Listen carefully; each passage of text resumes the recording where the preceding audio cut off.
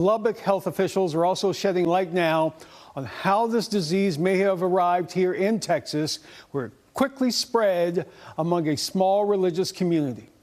We're also seeing outbreaks in Chihuahua, Mexico, that are the same ethnic group that's in Gates County. There's a large outbreak in a similar population in Canada, which actually started prior to our outbreak. So it's likely that our outbreak started because of travel into Canada.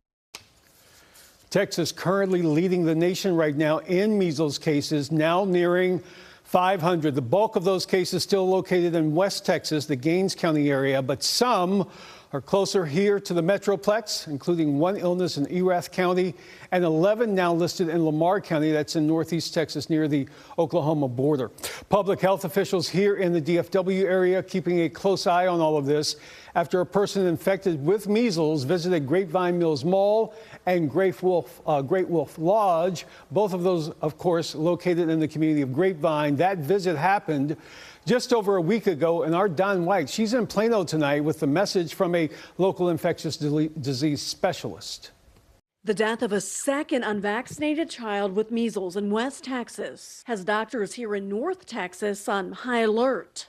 Measles, as we know, is a preventable disease. Unfortunately, the majority of the cases that we're seeing right now in the outbreak are in unvaccinated people. Dr. Carla Garcia Carreno is the Children's Medical Center Plano Director for Infection Prevention and Control. She says the hospital has been preparing to see patients here in North Texas since the measles outbreak started in January. They need to be seen, and it's very important to try to get the test as early as possible, isolate those people that are suspected to have the measles or have the measles. The doctor says you should check your medical records to see if you've gotten the measles, mumps, and rubella vaccine. She says you can get a blood test if you can't find your medical history. The blood test checks for measles antibodies. We do need to have a population that is immune against measles.